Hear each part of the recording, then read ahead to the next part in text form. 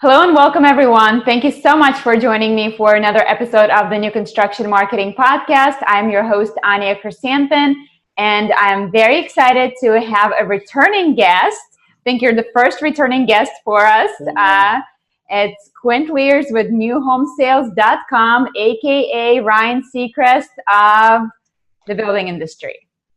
Welcome Anya, to the show. listen, thanks for having me. It's always exciting to visit with you, and congratulations on all the stuff that you're doing. Boom, one to watch, National Sales and Marketing Council Gold Award. You're doing awesome, so congratulations on that. Thank you so much. So speaking of the award show and IBS, how many IBS shows have you gone to? Gosh, maybe close to 7 or 8. I mean, a lot of people keep checks and count. I don't, but I go whenever I can, and I try to stay involved, and it's had a huge impact on me. So how so? Just staying involved, I call it the center of the boat. So a lot of people are on the fringes, okay? And at the boat, if you look at a boat and it gets rocked or bounces up, they fall off. So I tell people and new people, like, get in the center of the coin, get into the center of the action, stay where things are going, and then it will keep you interested in your industry, which will keep you investing in yourself, investing in learning, and the connections that you're going to make. So, I always encourage people, you want to, number one, become a specialist. And if you want to be a specialist, you have to read, the publications, the Sales and Marketing Ideas magazine. You want to get the certifications, the CRM, CSP, Master in Residential Marketing. You want to attend to the conferences, not only to learn what you're going to get from there, but you go to conferences like that to see who goes to conferences like that. I guarantee, like with you, it's not just the speakers and stuff, but it's the connections.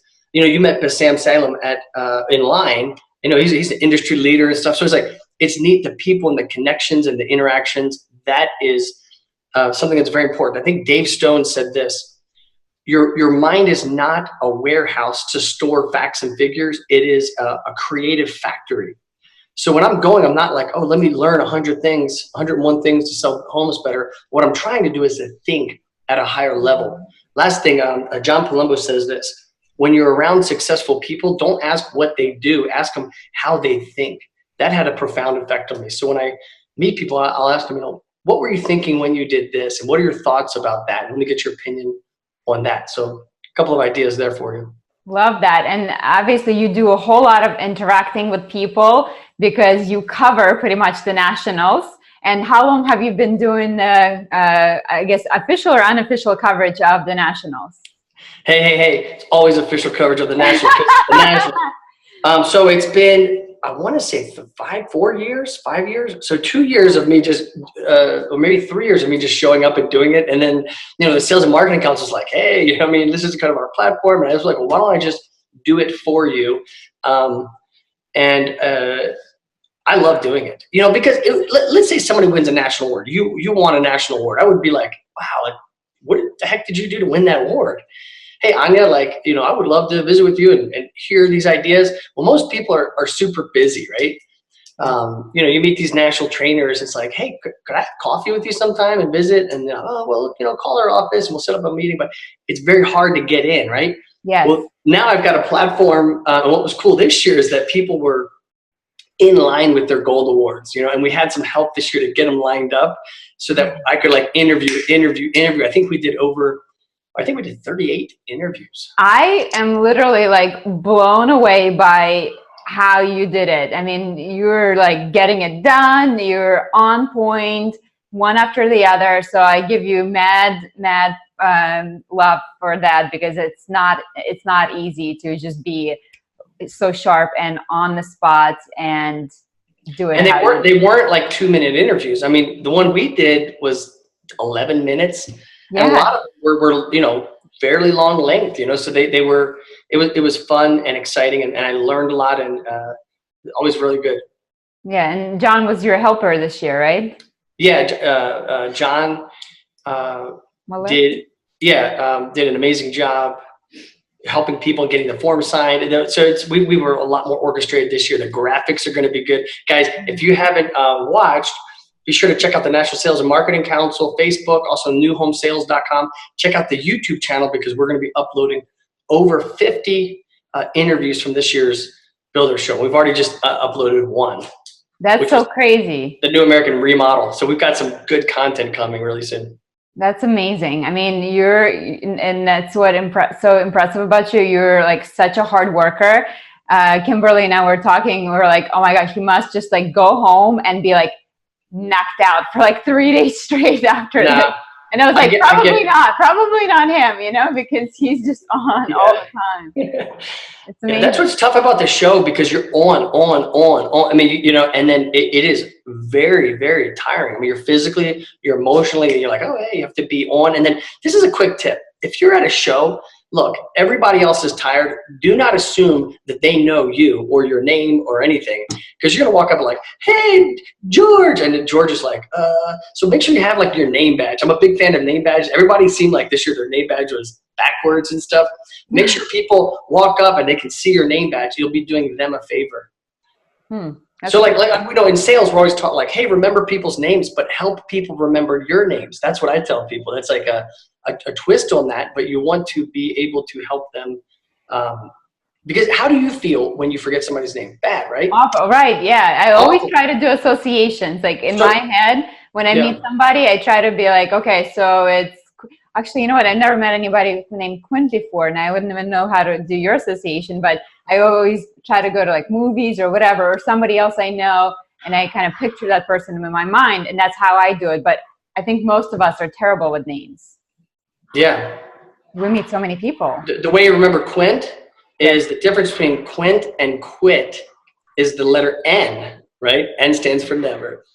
Ah, I like that. That's a good one. That's a good one. Quit doesn't quit. Hey, listen. All right.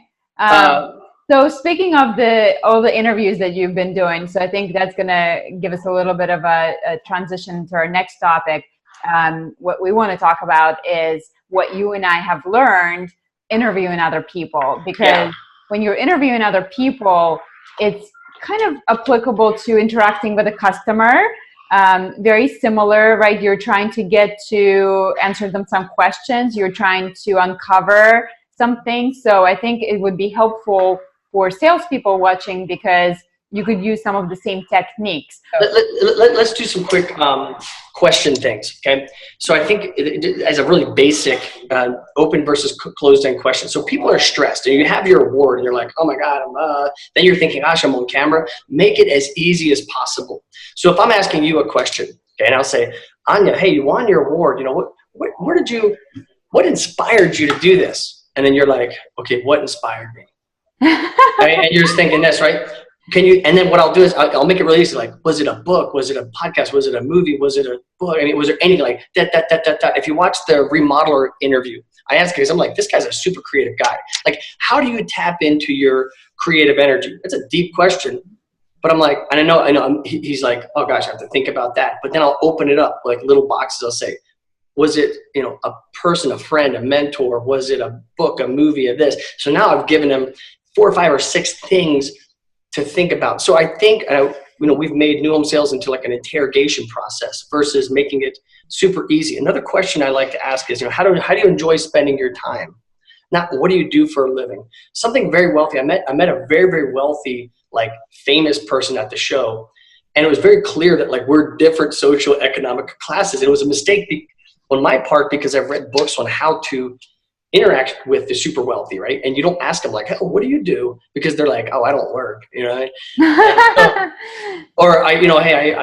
but if you ask them, hey, how do you enjoy spending your time, when you're not at the show? Well, I enjoy, so here's a quick question. Like if a customer comes in and say, oh, what do you do for a living? Like, oh, right now I don't really have a job. And most salespeople are like, but if you ask them, how do you enjoy spending your time? Oh, I love traveling. Really where? France, Europe. What do you do there? Oh, I collect art, but not like I like the really good stuff. And then this person's wealthy now, right? Like, wow, how did you get into that? Oh, well, when my uncle died, and I inherited a bunch of money, but I don't like the stock market, don't like real estate, so I love art. Well, do you see how like that one question? How do you enjoy spending your time? That's a very powerful. I love that. Powerful question.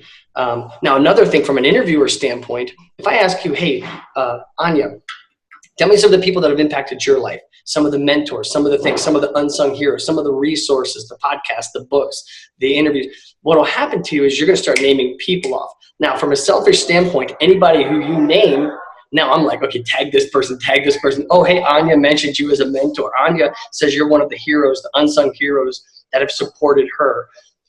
Did you see what I mean? So from a podcast, we think about your platform. You want to create webs and connections. You're in the connecting business. So what I'm trying to do is in real life too, right? Because maybe you can ask, like, do you know anybody who's purchased the home from this builder before, or something like that, right? So you can uncover, is there reference, or do we know somebody? Like, it's almost like looking for commonalities in the sales process. I'm not a big fan of the referral. I know that maybe I'm wrong about this, but like, Anya, do you have any friends, family, this? I kind of think it's kind of like the adult version of Girl Scout cookies, right? It's like, you have your thing, then I'm going to try to connect with your influence. Yeah. And well, not necessarily asking them for a referral, but asking them if they know someone who has purchased the home already, to figure out if somebody referred them. Yes. Yeah.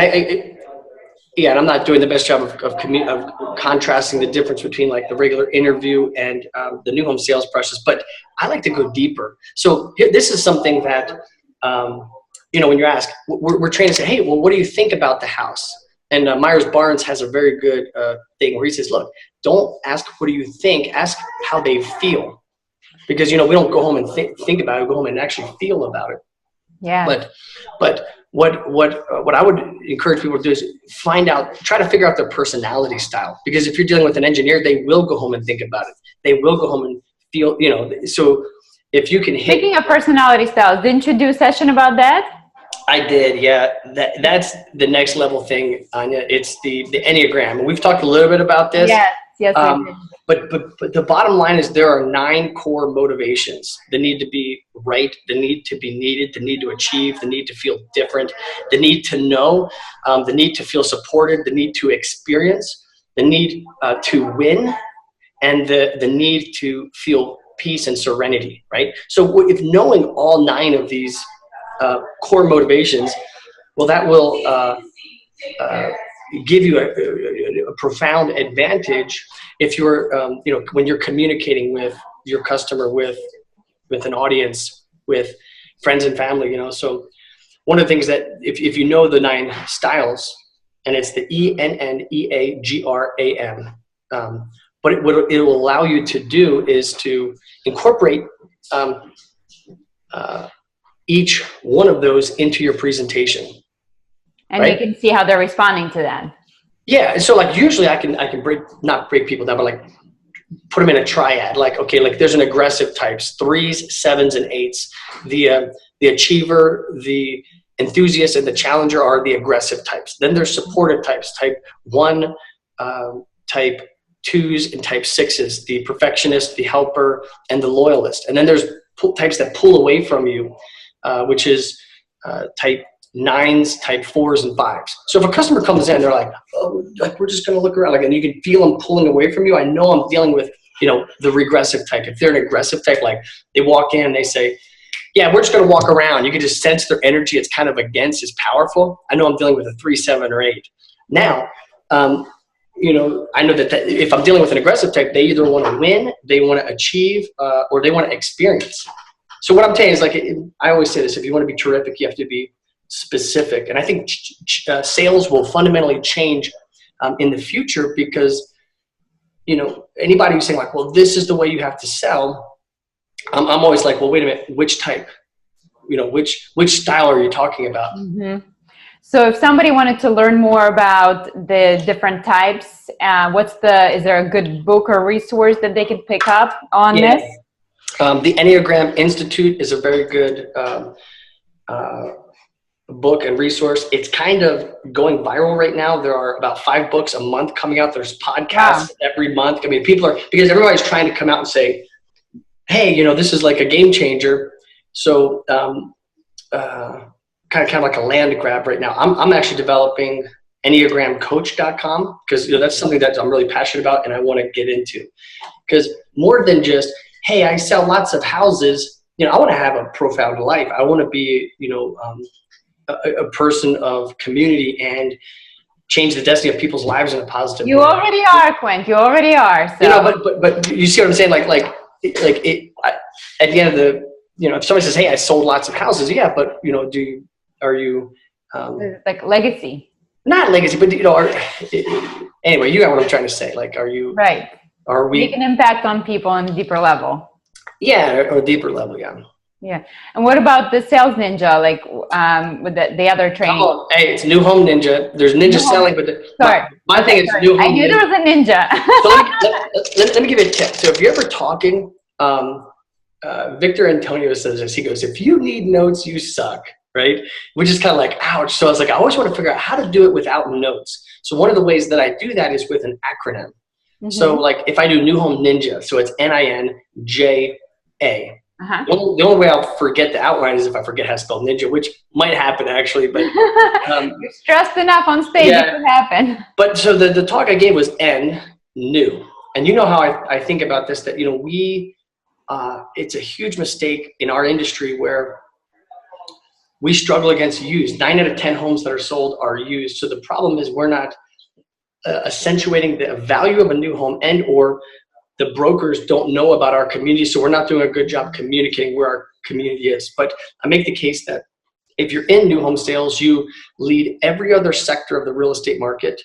You lead the economy. You lead style and design. You lead energy efficiency. You lead innovation. I mean, there's 100,000 people at the Builder Show, and they're all there because new is exciting.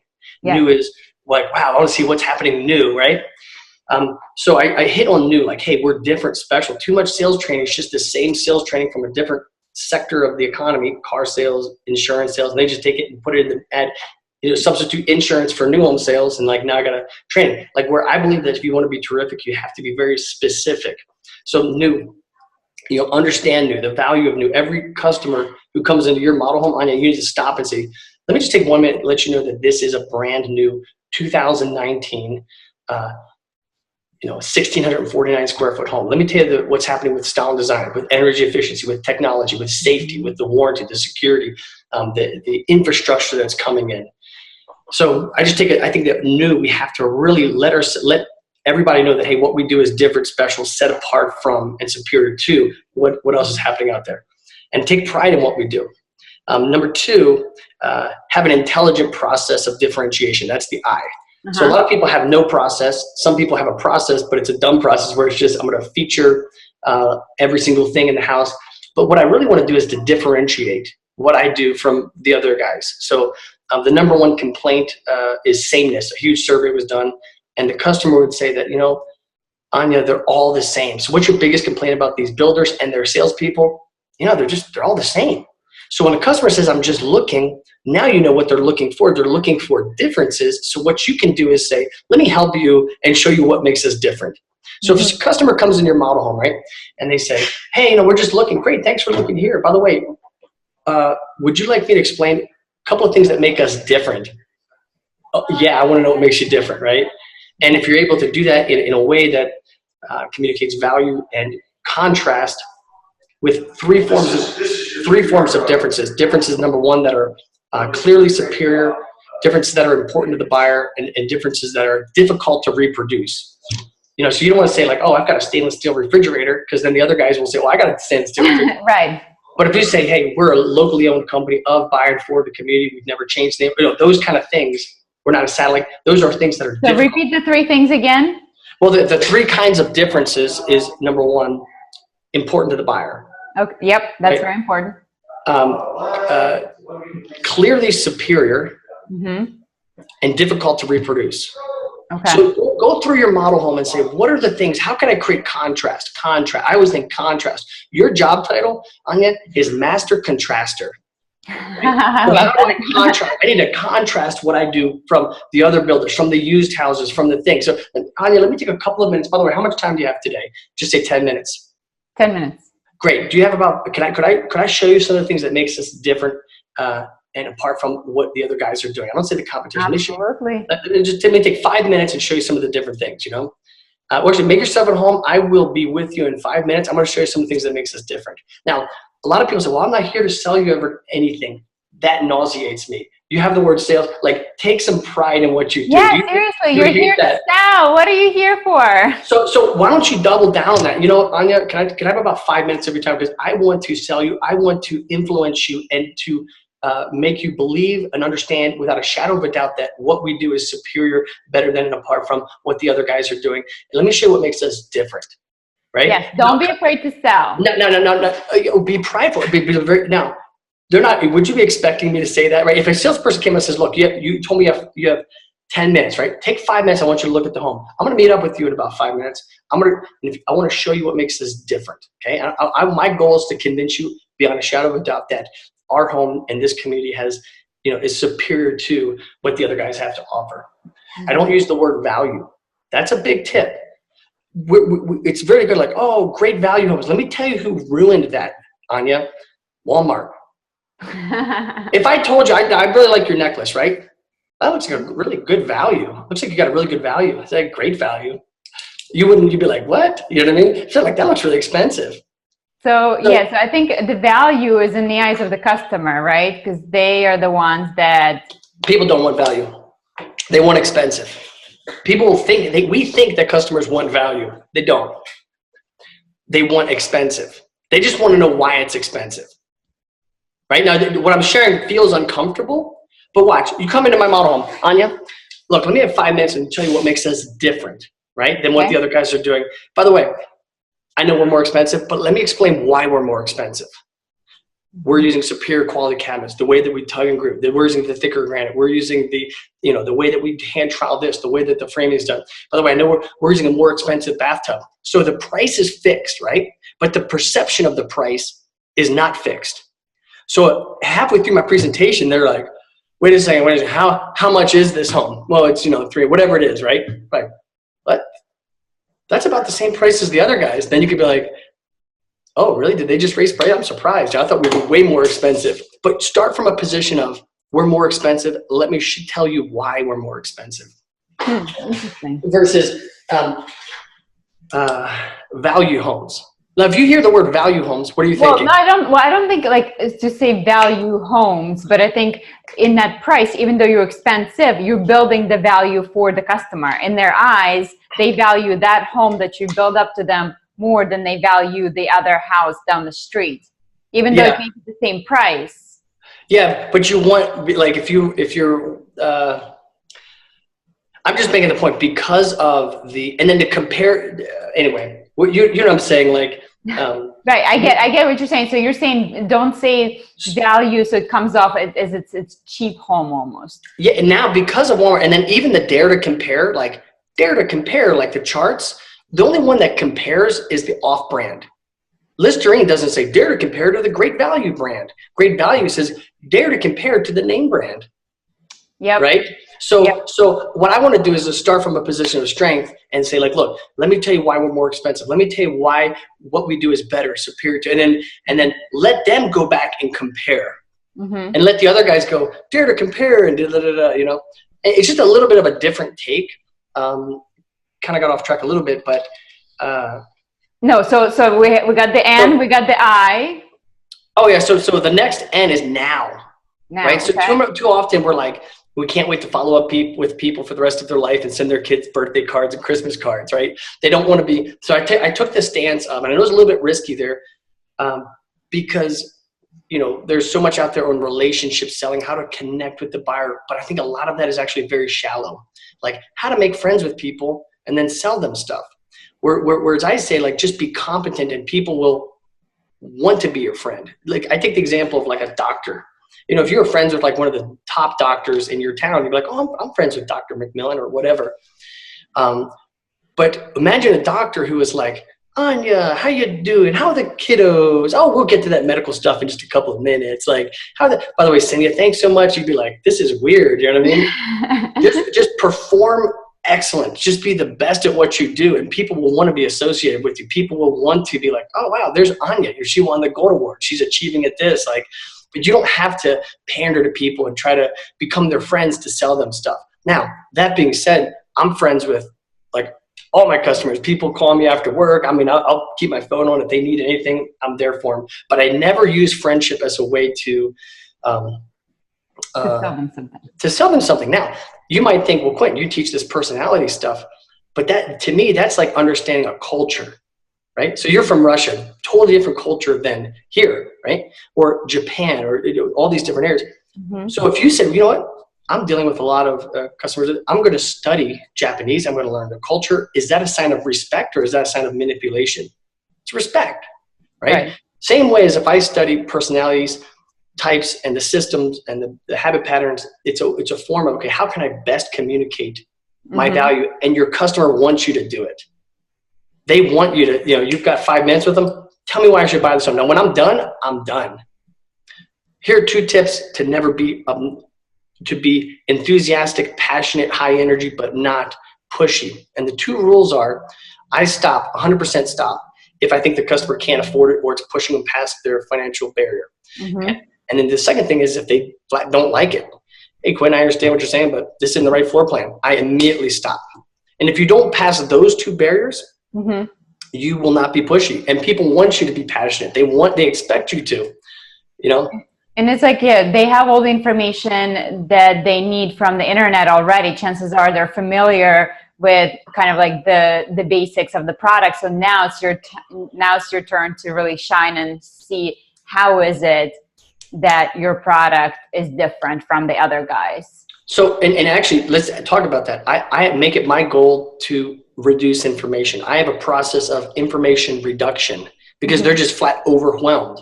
Right. So you want to eliminate as much as possible to bring it down to, as Tom Ritchie talks about, a one of a kind. You're not just, here's a bunch of more information, make them do the work and the burden of shuffling through it all.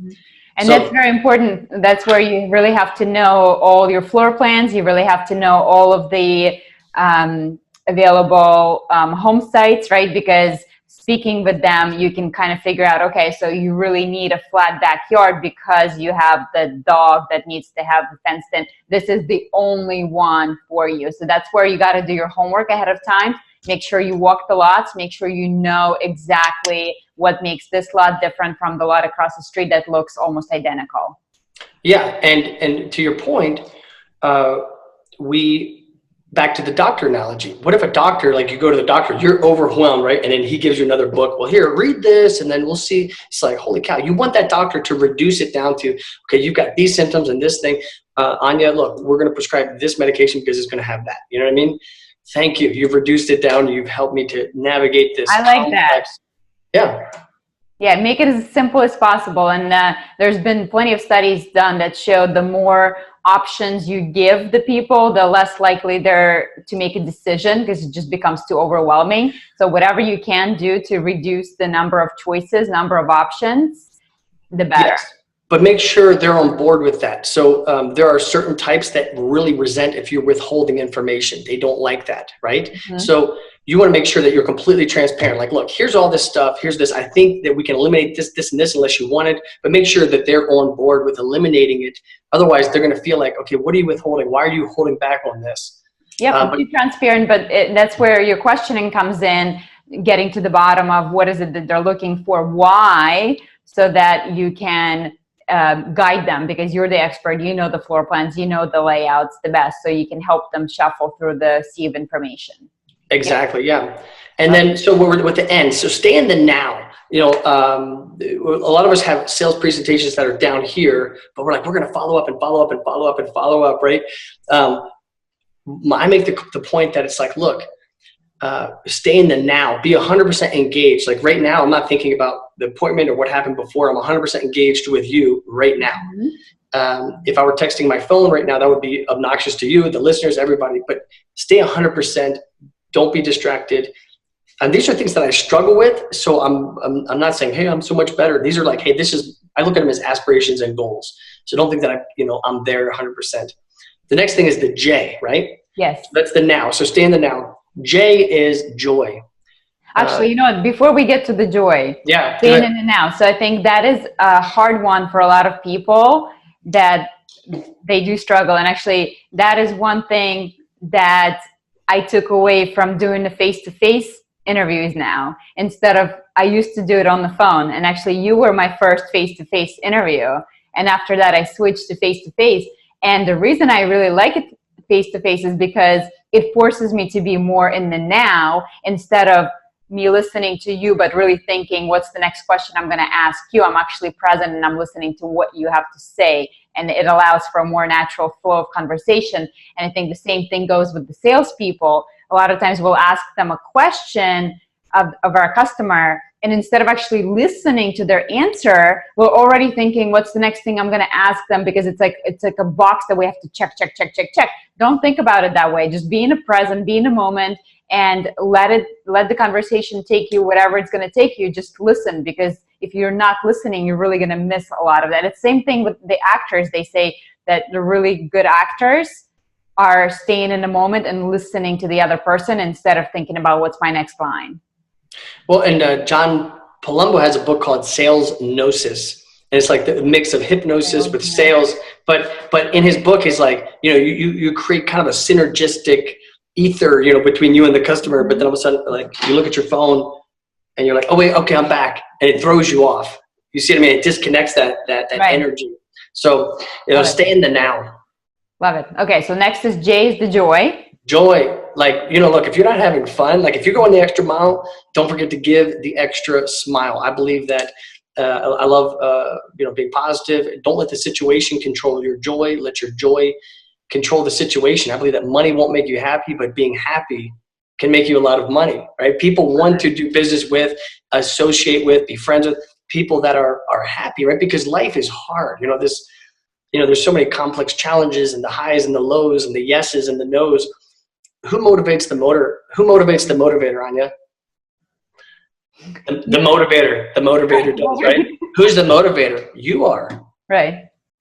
So, okay, make it your joy. So ask me how many goals, like what is my goal this year for number of houses sold? Ask me. What is your goal for this? I don't have one. You don't have one? I don't have one. I'll tell you this, that so far to this month, I've helped over 10 families own a new home in the month of March. Okay. Doing it, Quint. So far this month, right? But I don't have a goal, right? Now, I do have goals, but my goals are a little bit different. My goal would be like, okay, if a customer comes in, let's see if I can make them smile. Now, that seems really easy, but it's hard. Let's say if I said, okay, my goal is to make them laugh, but not like a ha, ha, ha, ha, but like really make them laugh. That's challenging. What if I said, hey, my goal is to make, 365, every day I want to make somebody really laugh. Tell a joke, make them laugh, learn a new joke. So what those little things, by the yard, it's hard, but by the inch, it's a cinch. If I make it my goal to change the destiny of people's lives in a positive way. So somebody comes up into my model home and I say, look, my goal is to make them smile, to laugh, to bring some joy into their life with an ultimate aim of changing the destiny of people's lives, changing the destiny of their life in a positive way. Do you think I will sell a lot of homes, yes or no? I think you will, yeah. Now, if I make it my goal to sell lots of houses, do you think I will bring joy into people's lives? I think you probably will still sell a lot of houses, but at the end of the day, your customers may not be as happy. And let me share something with you. In every town, there's hundreds and hundreds and hundreds of people with goals to sell lots of houses. Right. My goal is to do this. Here's my vision. I'm not telling you that that's wrong, and we're all different. We have different motivations, but I'm saying don't lose the joy aspect. So I think the goal is to still have a goal of, right, because it is important to keep an eye on the prize and to have a plan. How are you going to get to this goal? But maybe it's keeping that motivation in mind, that at the end of the day, what drives you, what motivates you, and keeping that open heart with the joy as the primary motivation instead of maybe just the money. Yeah, but I'm going to tell you, I do not have a number of houses that I plan to sell. And the other problem with a goal is, let's say if I had set my goal at 5, like my goal, I'm going to crush it this month and do 5. Well, I'm already at 10 and I've got appointments for more, right? So what I'm saying is, like, I'm not saying goals aren't important, but the aim and final end is.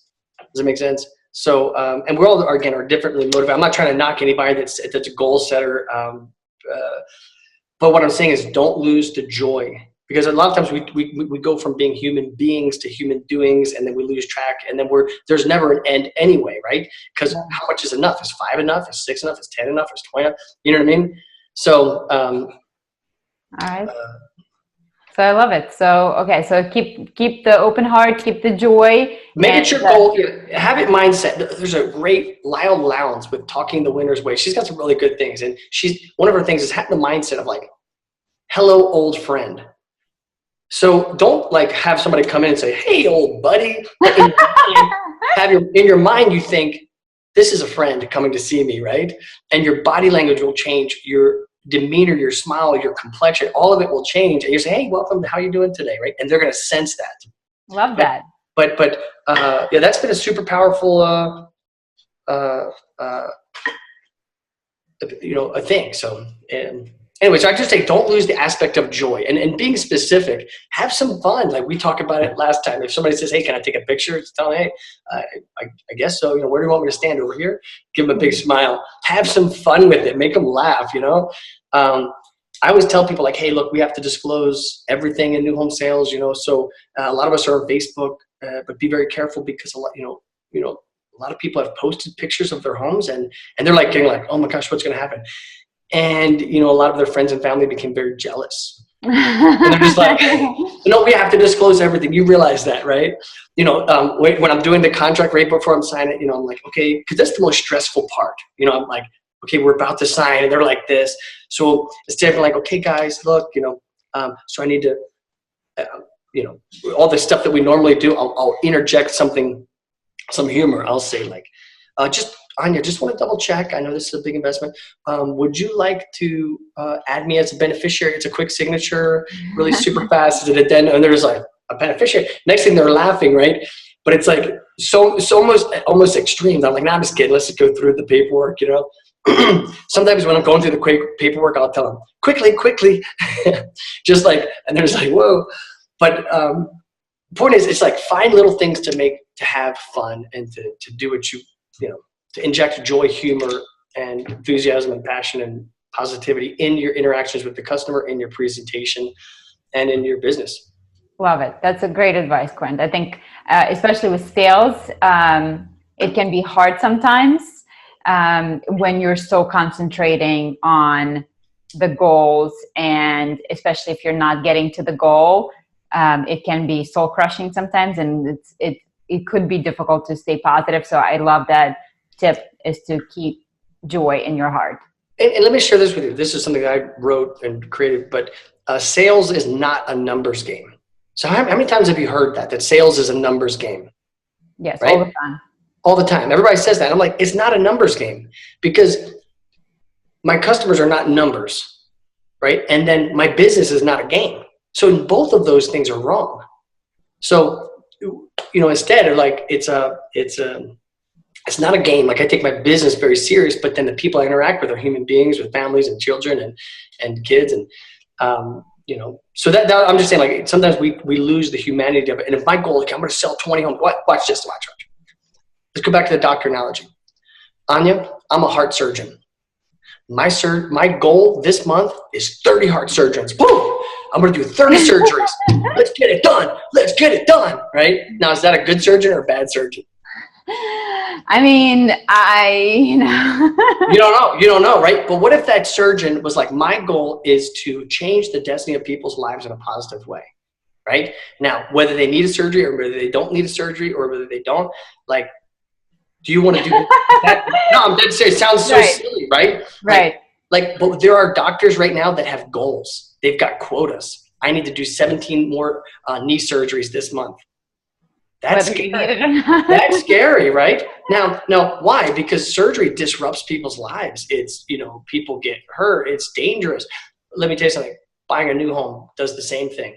We disrupt families. They move. They have to sell. They have to this. They break. They hurt. Very traumatic. Very traumatic. It's traumatic. People get divorced. They get hurt. So, like, what I'm saying is, think about it. Like, I'm a surgeon, so I always try to imagine myself as a professional performing at a very high level. Okay. Maybe these people need a home, maybe not, but how can I direct them? How can I influence them in a positive way? Love that. So, yeah. And then, okay, so ninja. So we're having A. Always be what? What do people say? Always be closing. Problem with closing is it's got the word losing in it. Closer has the word loser, right? And the problem with, I didn't invent that. That's actually from Dave Stone and I think Tom Ritchie. They talk about closer, but what they talk about is you need to add care, compassion, concern, connecting. I mean, all the C's, they call it the vitamin C's of sales. And you add C, to loser, and you have closer. But I want to take it a step further and drop the word closer and add, because we don't really want to close people. We want to advance the sale. Mm-hmm. Advance the sale. If you can break down your sales presentation, this will change your business. Let's say, okay. Start from 1 to 100 or 1 to 5. As many small steps as you can break it down. By the yard, it's hard, but by the inch, it's a cinch. Okay. Have I demonstrated the kitchen? Check that box. Okay. Have I, so my customer's not a checkbox, but I've got activities that build up to that. Have I walked to the home site? Have I had the customer walk the home site? Have I demonstrated the value of the hidden value of our home? Have I told my company story? Have I sought to learn and understand the core motivations of my buyers? Well, if I can constantly advance and advance and advance, it's no difference than basketball. Don't try to close until you're close. So it's like, imagine if it's like, just keep closing until they buy or die or whatever. But the real reality is they do neither, and they just don't call you back and buy from somebody else. Right. So I think you need to close when you've earned the right to close. But I don't even like that, because you're not closing, you're actually opening. Well, right. So, I guess the definition of closing is, it could be progressing to the next stage, right? So you should be progressing them to the next stage. You should be closing them on whatever this chapter, say we've demonstrated the kitchen, almost like close them on the kitchen. Does this work for you, right? So then you can take them to the next thing. So yes, I guess, but that takes away power and choice from the buyer, right? So what that's like the alternative choice. I get 2 choices and I shut one, I got 1 left. But then how do you feel? You feel boxed in, controlled, and this. And that's why people are just buying from Amazon. And that's why our whole industry's in trouble right now, because people are opting to just not do business with us or anybody because they don't want to feel trapped. They want to have more options, right? By the way, let's role play real quick. Hey, Anya, don't forget next week is closing. So make sure you bring your checkbook to the title company, right? Okay. Okay. Versus, hey, next week, we're going to go to the title company. We're going to transfer the ownership of the home, right? Transfer of ownership. And I think this is something that I've created because I don't think anybody else that I've heard use this. It's the transfer of ownership. That's really what we're trying to get to, not the closing. So the big fear of the buyer is, wow, this person's super friendly right now because they're going to get the sale. Then they're going to close that, and they're going to close the relationship. They're going to close the interaction. I'm not going to be able to get a hold of them. That's the big fear. That's not the case if you're advancing. And then you transfer the ownership. Okay, so just the word closing, I want to eliminate that and talk about the transfer of ownership. Okay. And then imagine you have the opening of the sale and the closing at the end, right? What if you switched it? And instead of closing, you word the word, or closer, you put closer. So I'm going to get closer to the sale. I'm going to get closer to this thing. I'm going to demonstrate, present, and communicate the value of my kitchen, right? In a way that with care, concern, and compassion for the customer and stuff. And then at the end, we transfer the ownership. How does that feel? I mean, it's just a different approach, but I can always be advancing the sale, but people feel when I'm things are starting to close in, they're closing in, they're closing, you know what I mean? Well, again, I think it also comes down to it's important to kind of finish things and then start, progress to the next stage. It's just, you have to figure out your own way to do it. It doesn't have to be so scary, right? When people think about oh, he's going to do a hard close. You don't have to be a hard closer to be a closer. Well, imagine you're a new salesperson. And I'm telling you, go close. Come on, go get him, Tiger. Anya, go get him, Tiger, right? And you're like, okay, let's go. All right, Mr. Jones, let's get this wrapped up. You've been looking, and we're just and then you act hurt at the end. Well, Anya, I showed you the kitchen and you said you liked it. And then I showed you the bathroom and you said you felt good about that. I'm just confused.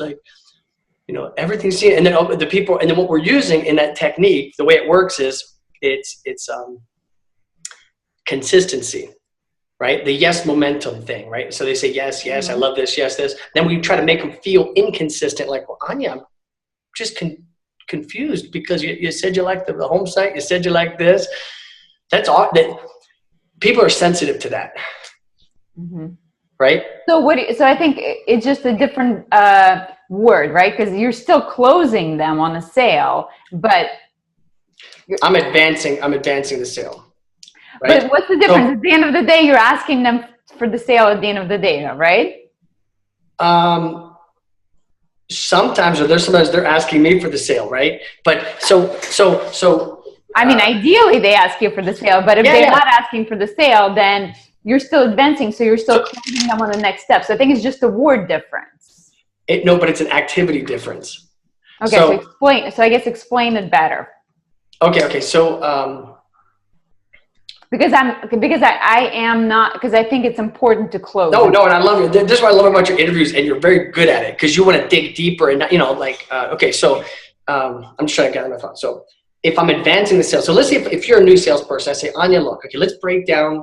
You're brand new to sales. I said, let's break down the sales process. Well, you want to meet the customer. You want to greet them. You want to understand their needs, wants, desires. What are they dissatisfied with right now? Like as Jeff Shore talks about. Now let's give them some time to walk through the home, just to kind of like, because they feel like, oh no, can I do this?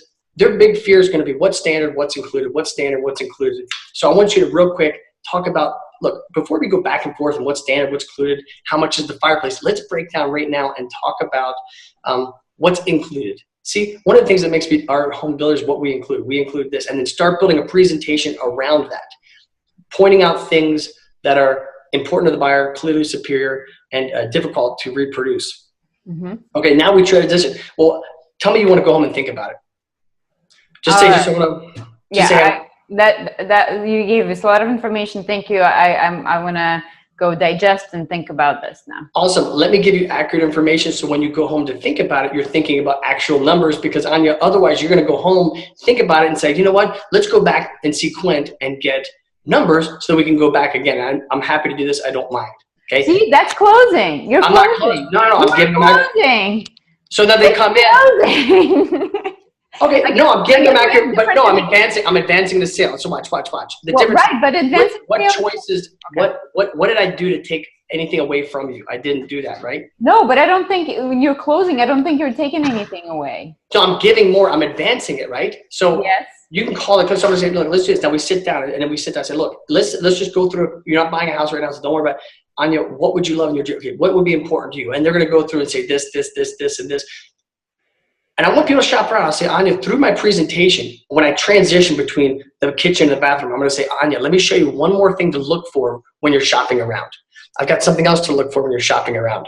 Now, as I'm saying that, the customers are like, they start taking notes. They want to go do this. You know what I mean? Let me tell you why we're more expensive over here. So you come back, now they have accurate information. I've got their name on a home site with accurate information. Hey, let me ask you a question, Anya.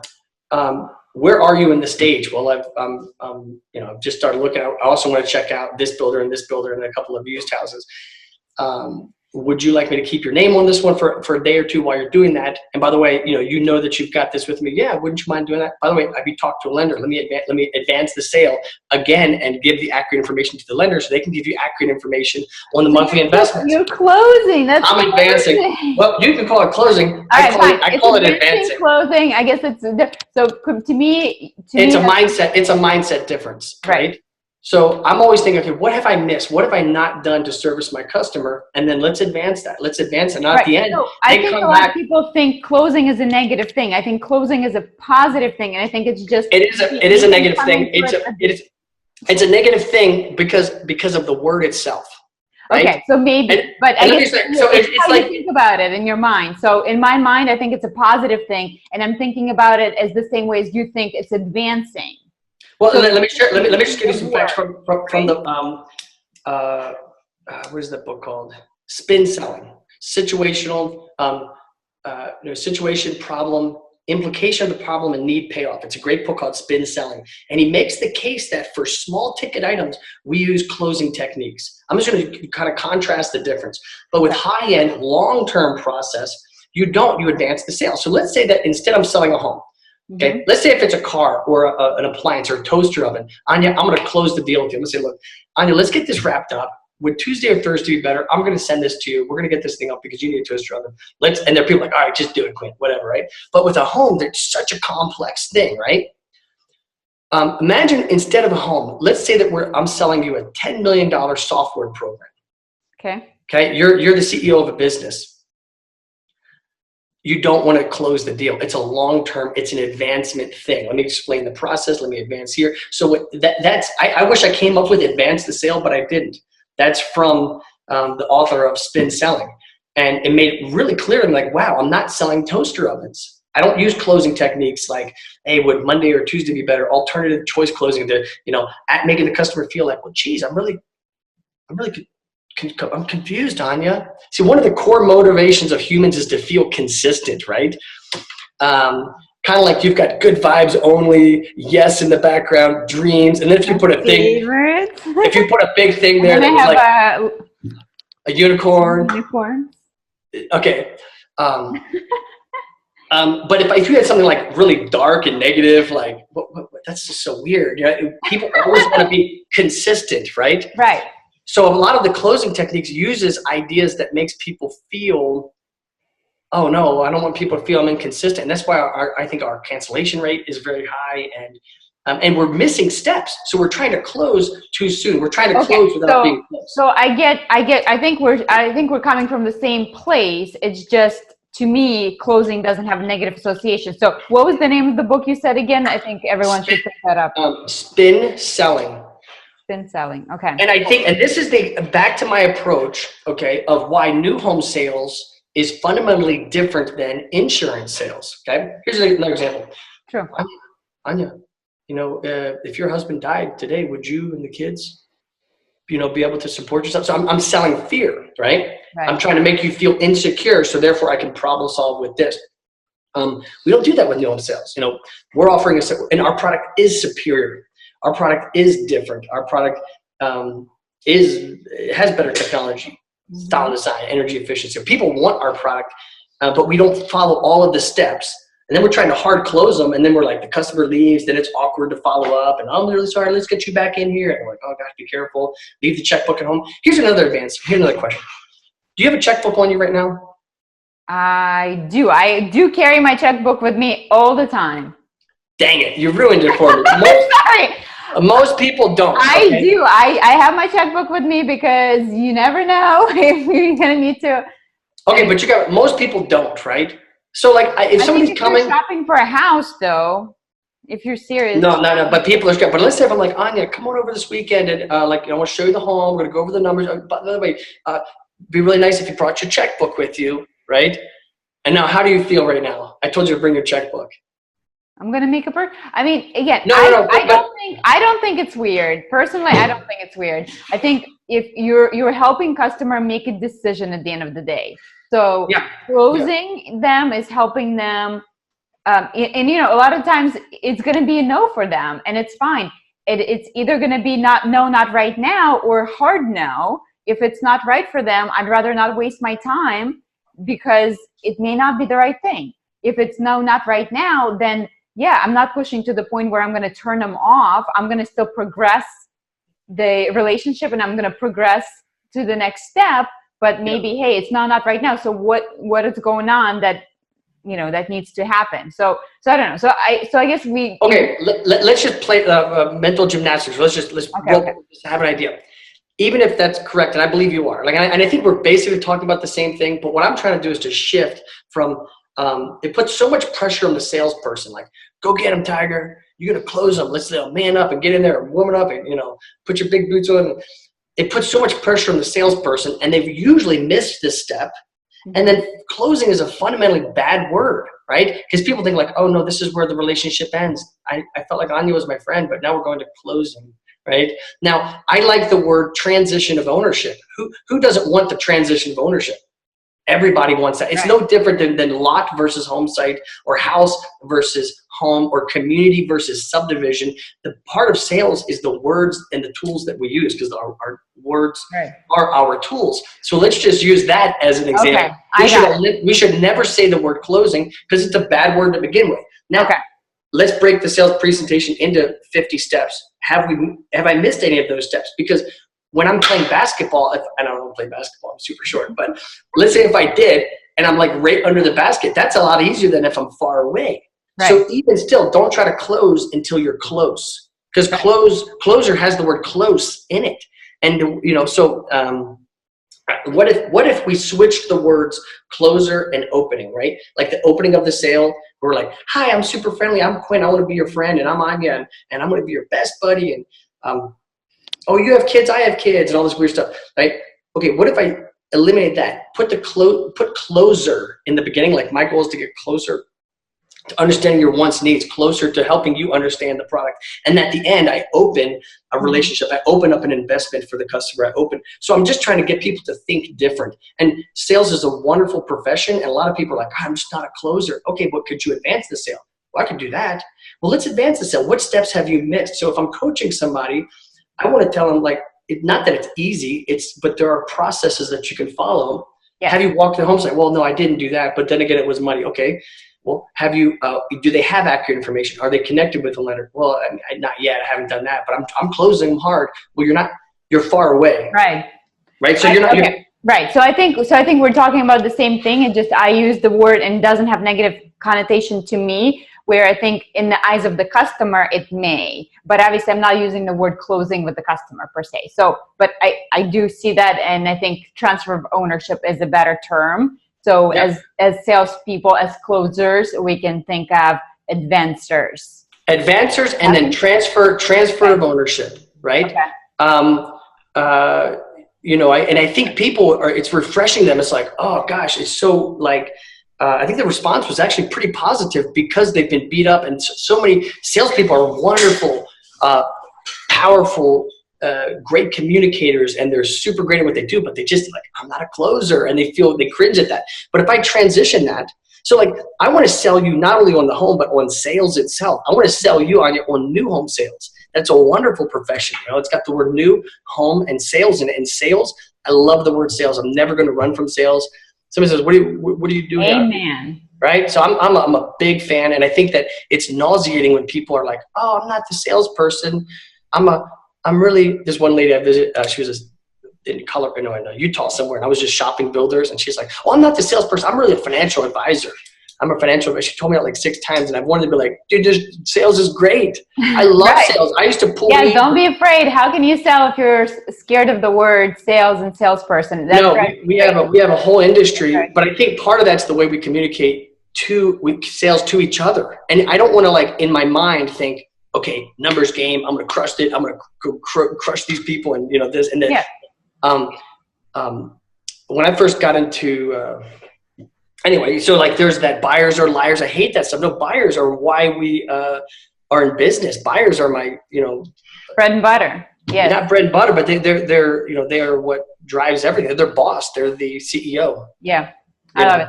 All right. So Quint, if somebody wants more of this goodness, is there a seminar, a workshop that you're doing? Because I think this could be great information. So yeah, I'm going to go next. I'm going to take this new Ninja. It's going to be kind of my thing here, and we're going to go next level with it. Because who doesn't like Ninja? It's just cool. You know what I mean? I love it. Ninja. Fun, right? And salespeople like fun stuff, right? I want to have fun, exciting, and like, and who doesn't want to be a ninja? Okay. So here's some things coming up. Best Homebuilding Practices Summit. Best Homebuilding Practices Summit. Okay. Yeah, and it's actually besthomebuildingpractices.com. Okay. And they are, I'm really proud to be a speaker there with sales legend. When is that? It is May 16th, 17th, 18th, something like that. So I'll give you the dates. It's in Orlando, Florida. Perfect, guys. It's going to be nice and sunny. Get your tan on early. I'm just going to be, I'll be working there, but it's going to be awesome. And I'm going to take the new home Ninja. And then what I want to do, and this is my big complaint with the current level of sales training in the industry, is it's not specific. So like, I want to give actual real content. Like, do you allow RVs in your neighborhood? Yes or no? Yes or no? Like in your neighborhood? No. I know. Do you really? Or like, if I have a big bus, can I park it on in your? Oh, you said. I thought you said Airbnb.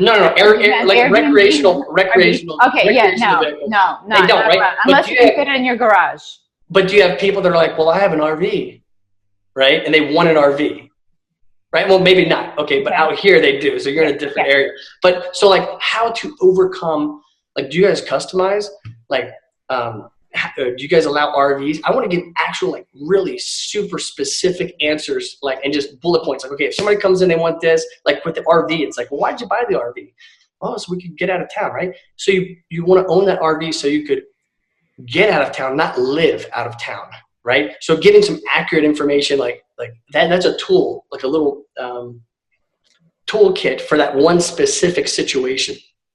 That's kind of what I want to do is I think a ninja has like, oh, I'm in this weird situation. I've got this tool. I've got a shooting star here, whatever, those little specific things to help address those sticking points. So I think being vague is very bad. I think being, big pictures is not helpful, right? I can YouTube videos that, but I want to think, how can I accurately address each of these issues?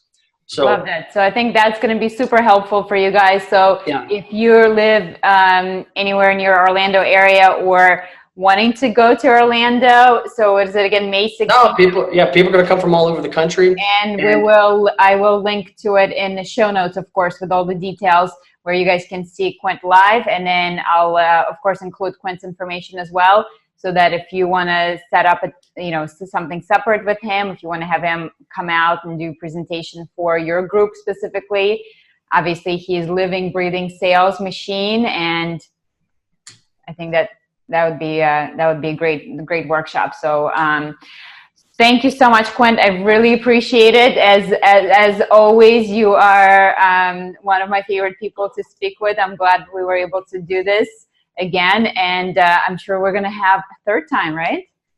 I would love that. And I need to get you back on the program, not just the award, but talk about you as a sales professional. You've got some big things coming up. I'm not going to spill it right now, but if I could just end with this, like, invest in yourself.